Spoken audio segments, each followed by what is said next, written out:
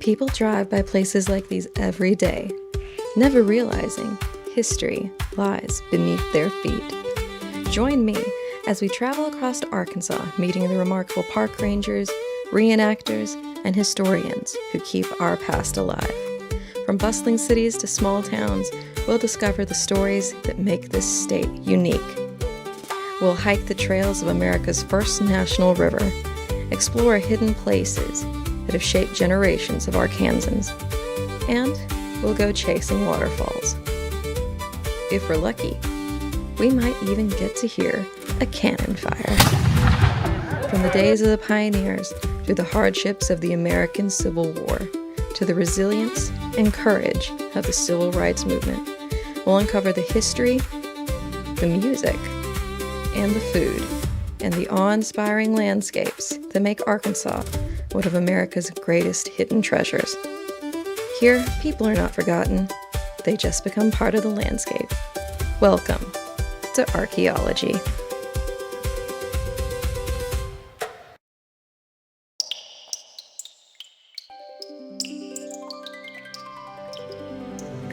My dad has been bringing me to these caverns since I was about 7 years old, and there's nothing I love more than the sound of water.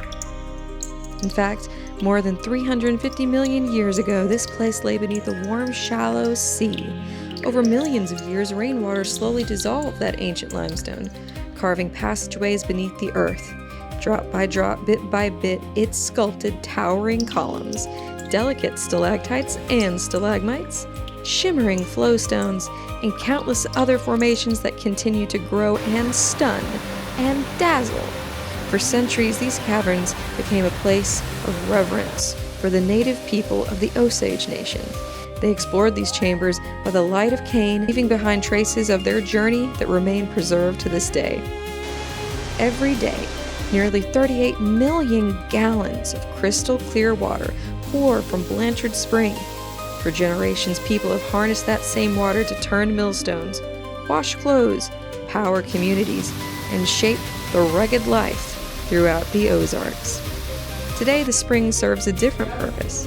It welcomes tourists and visitors from around the world while continuing to sustain the forests, the rivers, and the remarkable cave ecosystem beneath their feet, including the thousands of bats that call these caverns home. Today, we're following that journey into one of Arkansas's greatest natural wonders, a pure treasure. Ladies and gentlemen, welcome to 56 Arkansas and the beautiful Blanchard Springs Caverns.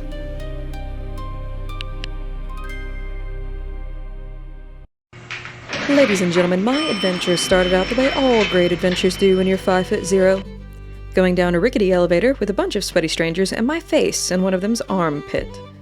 After that, we stepped out into an ice-cold airlock and then walked into the magnificent beauty that the caverns call the Cathedral Room. Known for its awe-inspiring grandeur, it is so beautiful that it is in fact the room that convinced the Forestry Service to open Blanchard Springs to the public in the first place. Sure, I like the Discovery Room better, but the Discovery Room doesn't sell itself on a travel brochure quite like this bad boy does. There's nothing you could really put on a postcard over there. The Cathedral Room, though, now that is a bad mamacita. Unfortunately, I don't have nearly as much footage of it as I'd like, and I did have to pull some pictures from the internet. But it's for the best possible reason. If you're anything like me, dear historian hunters, you're the sort of person who somehow always ends up in the middle of a situation. And I pride myself on always being in situations. Today, I happened to be standing in the Cathedral Room when I noticed a happening. I saw these two park rangers talking together. I knew that something was indeed afoot. They then suddenly started handing out flashlights, when every light in the cavern suddenly went kaput. The electric company had been kind enough to notify them that they were going to turn out all the electricity, and thank goodness they did, because can you imagine if I had still been stuck in the elevator with all of those sweaty people? The rangers calmly passed out flashlights, telling us this was an experience we didn't even have to pay for, and I quite agree, because I loved it. Because just for a little while, imagine that you are a nerd, as myself, and you were getting to experience these caves in a way that was probably closer to what the early explorers did. They didn't have high-powered LED flashlights like these, no. They wore carbide lamps on their helmets, little flames that pushed back the darkness only a few feet at a time.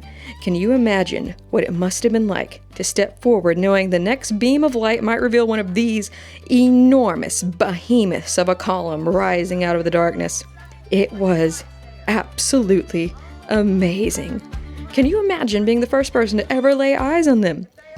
We left the cave, and everyone had to walk through a disinfectant foot bath. Not to protect us, but to help protect the bats from white nose syndrome, a fungus that has killed millions of bats across North America. My tour had been cut short by the power outage, so I would have to return to another day to explore the Discovery Trail.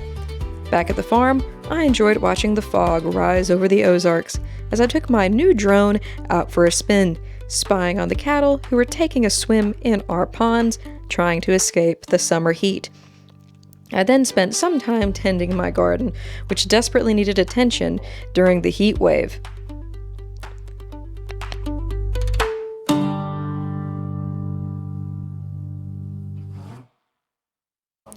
When I returned to the Discovery Trail, I found myself wondering why it wasn't on more postcards.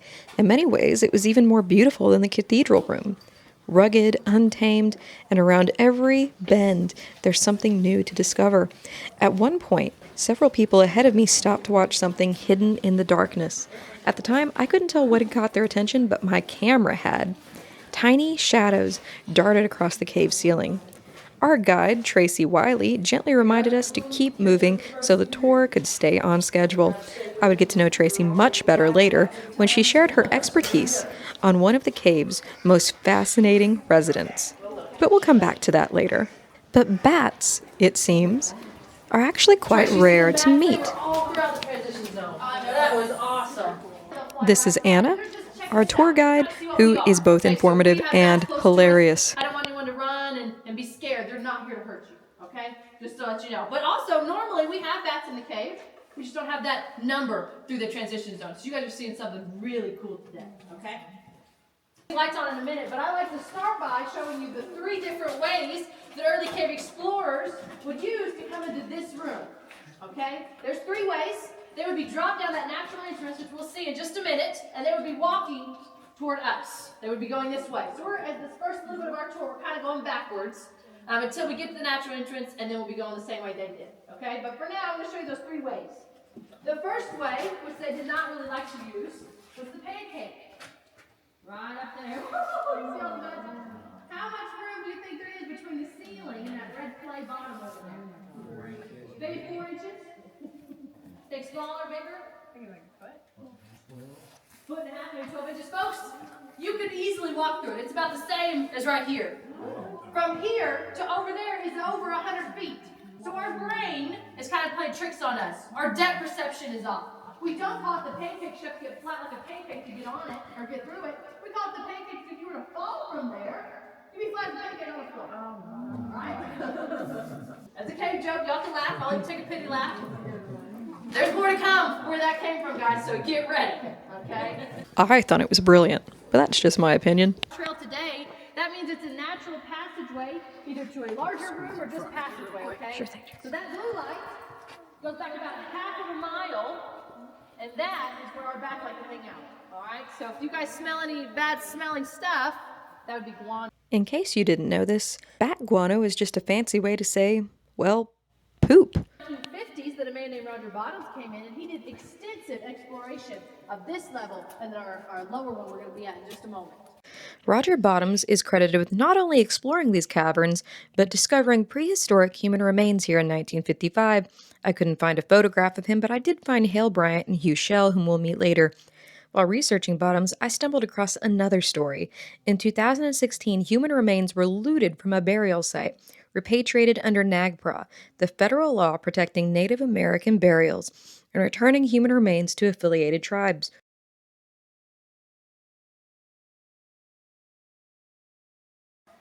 And then in the 60s, the government hired 2 men out of Batesville, Arkansas. Their names were Hugh Shell and Hale Bryant. I want you to remember those names. We're going to see them in just a minute.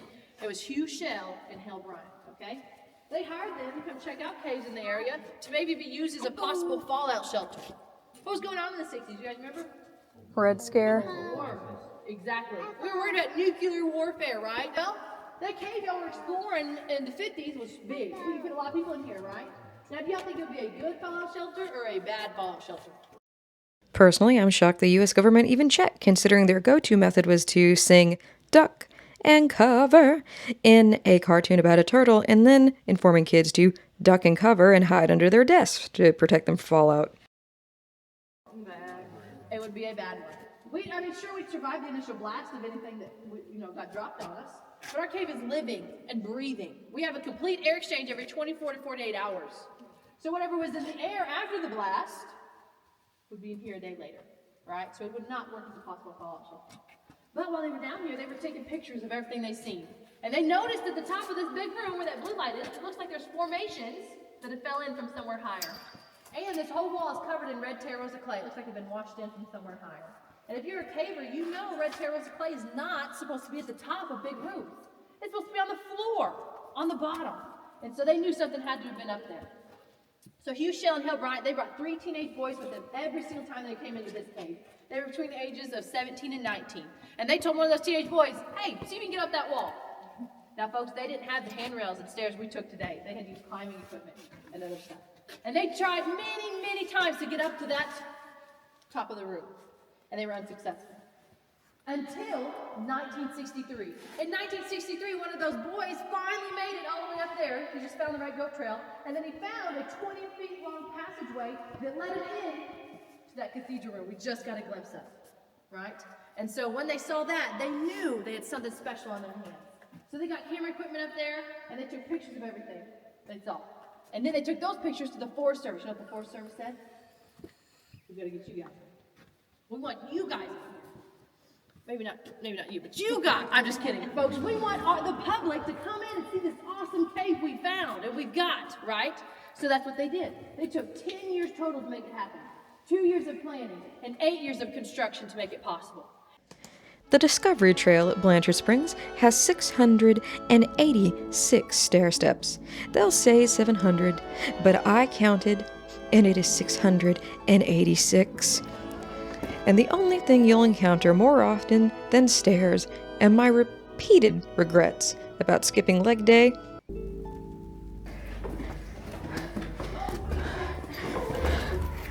Oh, you all go up. I need a minute. Are the endless piles of bat guano.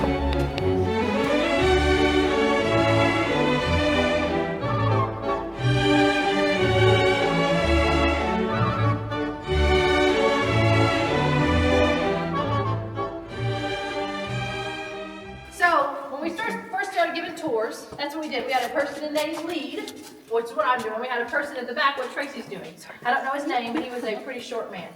And one time on trail, we had a lady, a guest, with sunglasses on her head, and she looked over to see in the bear hole, and her glasses fell off her head into the bear hole.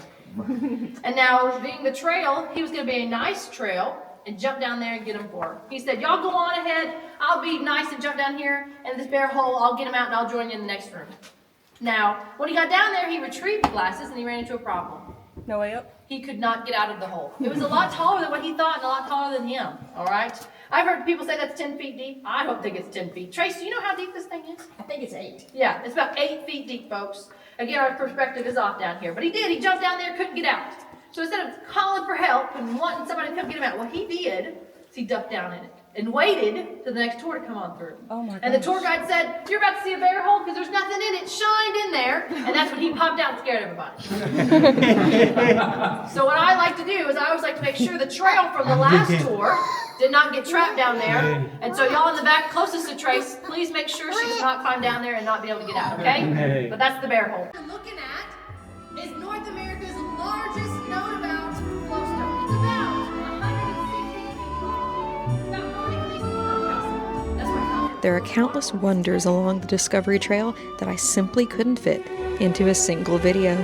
Along the way, we heard stories of underwater cave diving and the incredible effort it took to explore this hidden world. Tracy recommended Into the Absolute Darkness by geologist and cave explorer Glenn Thompson, one of the explorers who helped map the underwater passages of Blanchard Springs caverns. If you'd like to dive deeper into the history of these caves, it sounds like a fascinating read. Might meet. Yes. Do you guys know why we would call it a pillar? There's two reasons. One is that's not weight bearing. That's not what's holding the ceiling up, folks.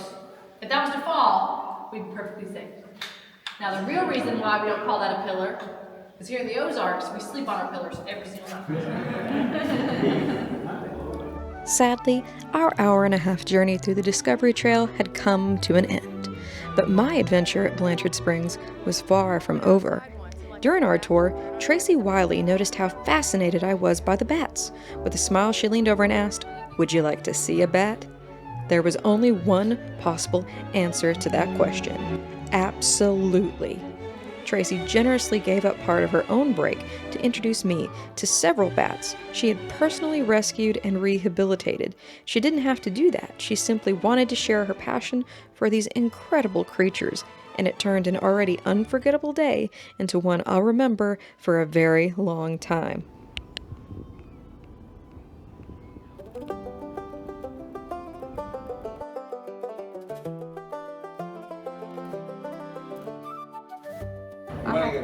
I don't have a name for him yet, or her. I haven't even checked yet. But this little one, along with 4 of his buddies, got trapped over here in the exhibit hall end of last week. And this one was the worst off, extremely dehydrated, emaciated, and I didn't even think it would make it through the night. Come here, baby. It's okay. I'm trying to nurse this one very carefully back to health. But what's his current status? Has he recovered quite a bit? Yes and no. Come here. He's doing a whole lot better. First thing first, there is a never ever ever handle a bat barehanded. Okay? That's why I wear a glove. Now I am permitted, trained, I am vaccinated, the whole 9 yards. Okay. But I still handle most of my bats with a glove, especially big browns. This is a big brown. You're doing a whole lot better. Yeah, you are. Because they have very strong teeth and they bite. Just like any wild animal that you're going to come up and mess with, if it's afraid, it'll bite. Oh, notice there's these little blue tips on the ears. Okay, so yes, here and right here, that is a type of paint, non-toxic paint that I use to mark.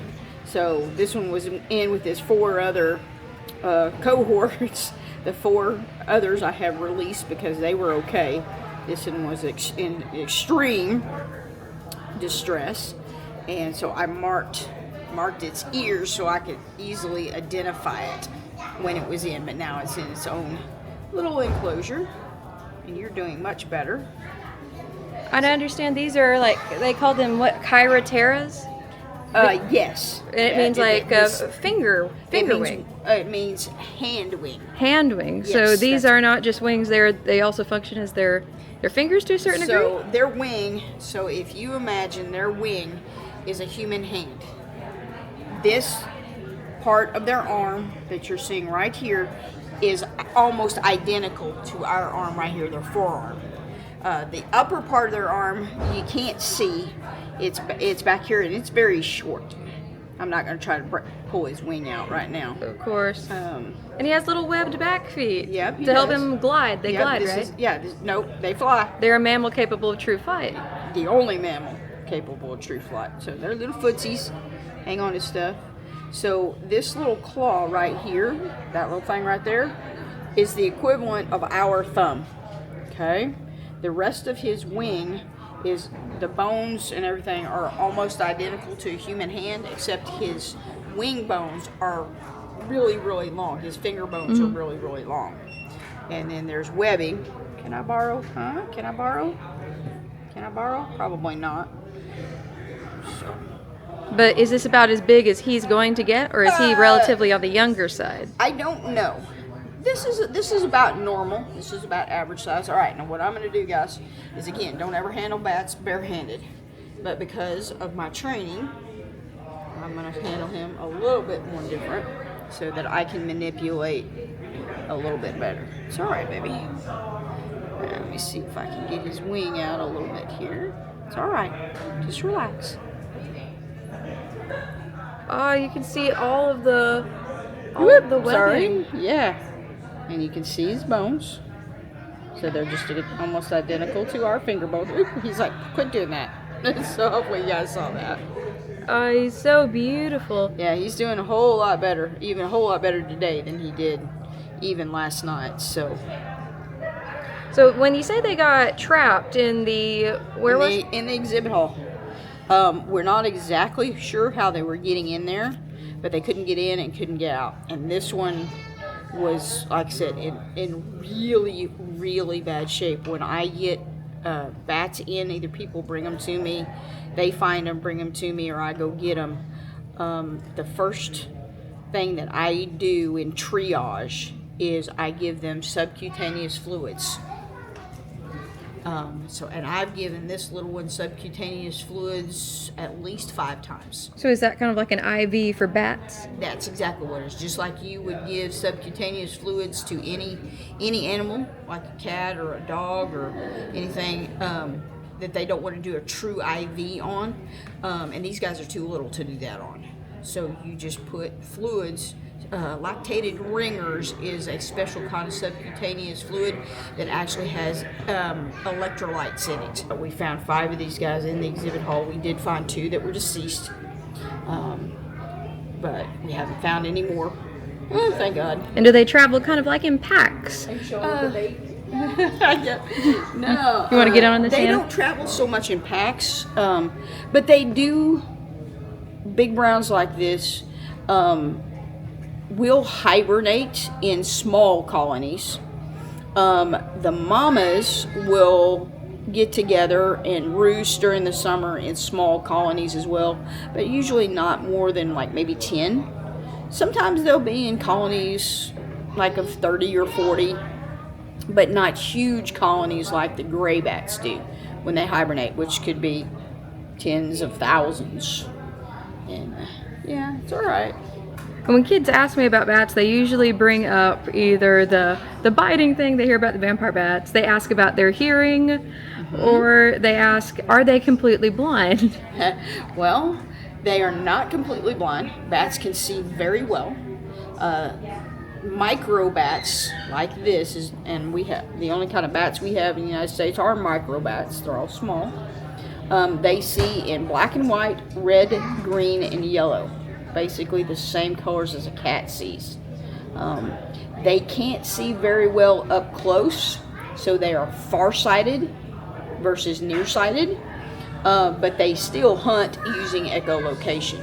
It's easier for them to use their echolocation to hunt for bugs and stuff like that. And we usually show that little Miss Frizzle clip where they turn into bats on the Magic School Bus, so they make a sound we can't hear. Exactly. And it bounces off things, so they know I should not go to the left. That's exactly. And right. that's basically it. So these guys eat mosquitoes and annoying things. Why shouldn't people be scared of bats? They have a bad rap for no reason. Yes. Look how cute they are. They're absolutely adorable.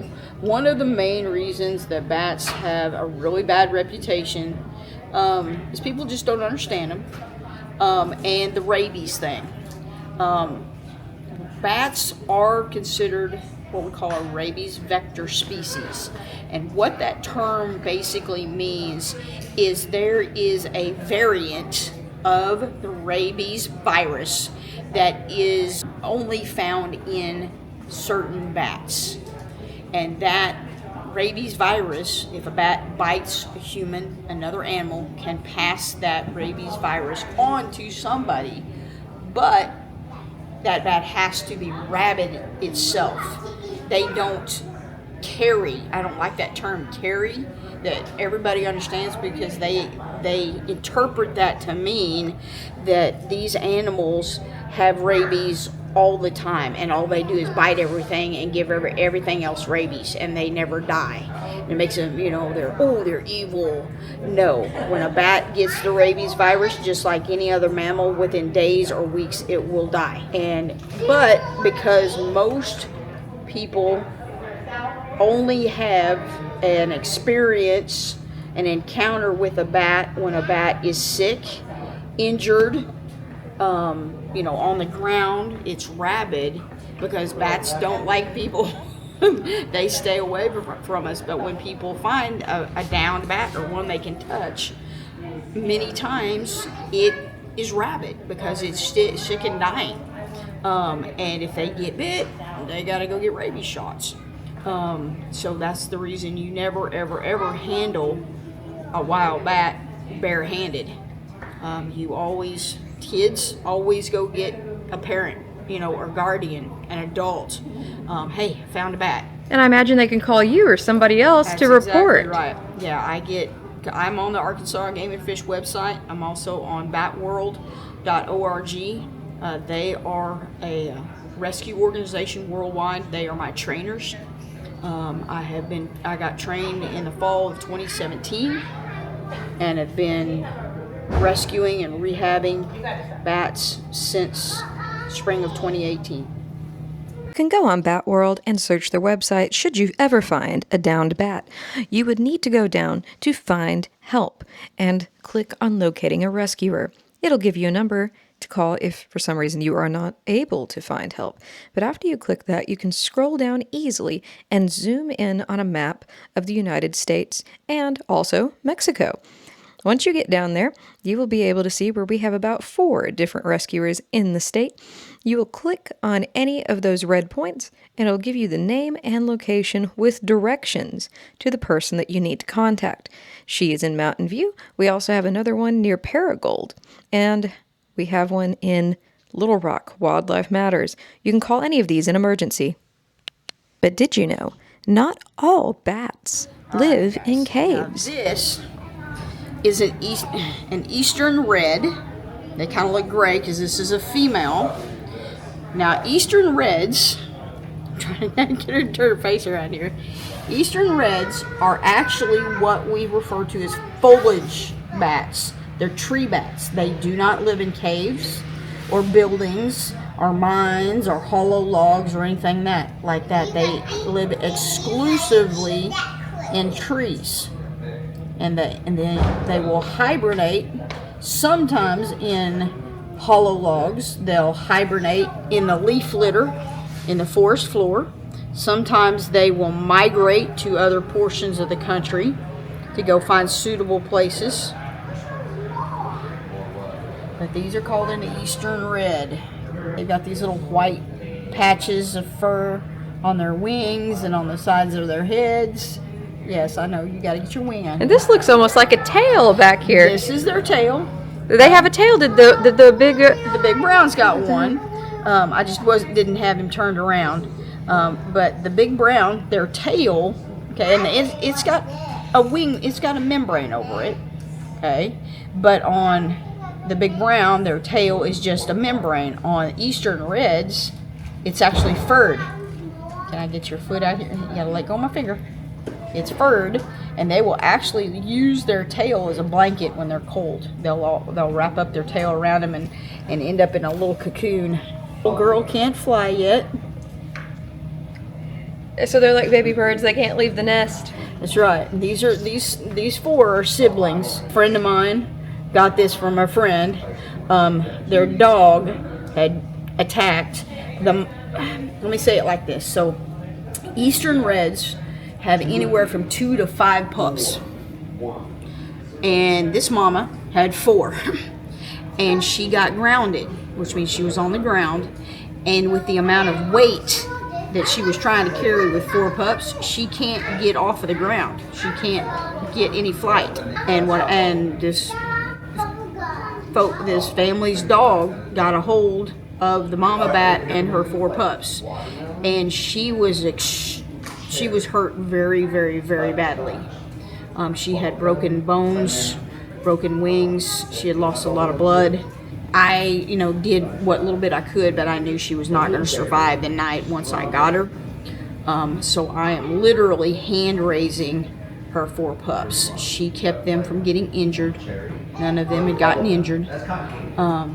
They drank a special milk formula that's specific to tree bats, and these guys have, except for one of them, have graduated to live mealworms, like you give geckos and stuff like that. So these guys eat live mealworms in captivity. These guys are transitioning to live mealworms and water versus milk formula, and she's hungry. Yes, you guys are always hungry. Come And so do they eat like out of like a special sort of like water bottle, or Nope, they have meal? I give them when I give them formula, I use a tiny syringe, 1 milliliter syringe with a tiny little nipple on the end of it. It's made for tiny animals. And right now, when I give them mealworms, I use a pair of tweezers or my fingers and just give them 1 mealworm at a time. And hopefully in the next week or so, I will teach them to eat mealworms out of a little glass dish. Well, I don't want to hold you up from your next No, tour or you're any fine. of your job you got, but No, you're fine. you said she was carrying them, so are bats like a marsupial, or do they use their fingers to latch onto their moms? These guys use what's called milk teeth, especially at first, and their thumb claws and their feet claws to hang on to mom. And then when they get about this size, they were about half this size when I got them. And when they get about this size and they're getting weaned, they're moving to, insects and stuff like that. These guys are beginning to learn. They're beginning to exercise their wings. They'll stretch the wings out. They'll flap them. They're gonna be learning to fly. And Mama, when they get this size, because she can't carry them anymore, because she's not much smaller, not much bigger than they are right now, she'll leave them just hanging in the trees somewhere. She'll go eat and then come back and feed them. What's one thing you'd like people to know about bats or your job that you would want them to take away from learning more about them? Learn everything you can about bats. They're not scary at all. They're amazing. Bats are highly intelligent. I could talk about bats forever. Bats, if you think about their intelligence, primates are the most intelligent mammals on the planet. Kind of after that, you get into your whales and dolphins. Bats, depending on species, are some of them, especially the Mexican freetails, also call them Brazilian freetails, are as smart as some of our whales and dolphins. So when you were talking about Dorian Gray, your bat you had rehabilitated, Yes. you were speaking very highly of him. Do you think that he can remember you and remember that you have helped rehabilitate him? I don't know, because I only had him for about 3 or 4 days. I think these guys that I hand raise, I hope at some point in time they remember me once they become adults. But even some of my others, I've got a couple of big brown pups at home that I've hand raised, and their adult instincts are kicking in, and they're more afraid of me than like these guys who they just want to be in my hands all the time.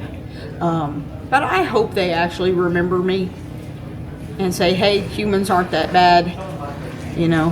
Bats are just so misunderstood by so many people because there's such really, really bad information and bad stories out there. And we talk about, Dracula and all that other stuff.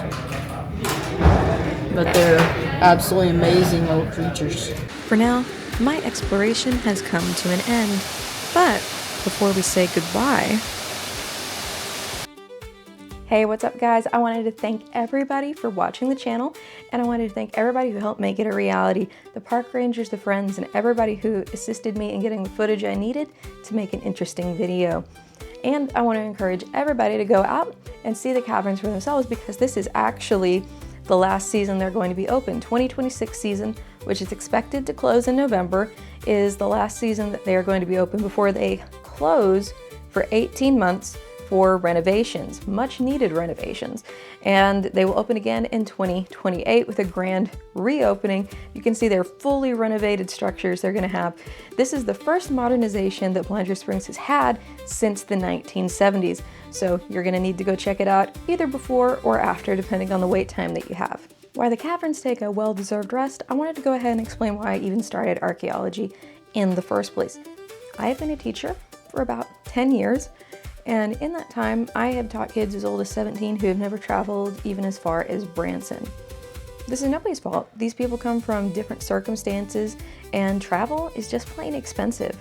So I believe history, culture, and joy is something everybody should have access to. So I wanted to go ahead and make these videos and create this channel so that kids all over the world would be able to explore and be curious about brand new places. If they just happen to be in Arkansas where those kids live and it's more affordable, all the better. If these videos can help someone learn something new or inspire them to have a little adventure or just enjoy history, I feel like it has accomplished more than what I hoped it would. Now, on to celebrating the very first episode of Archaeology, I would like to do a giveaway. To enter, all you have to do is subscribe and like this video and comment where you think that we should be traveling to in the near future. One lucky winner will be entered for a chance to get this Smokey the Bear size large t-shirt purchased from the Blanchard Springs gift shop, and this adorable bat plushie, which is a conservation critter. Go ahead, like, subscribe, and comment where you think we should go next to be entered for a chance to win. On Wednesday, I'll do the drawing and I'll reply to the lucky winner in the comment section, so make sure to check your notifications.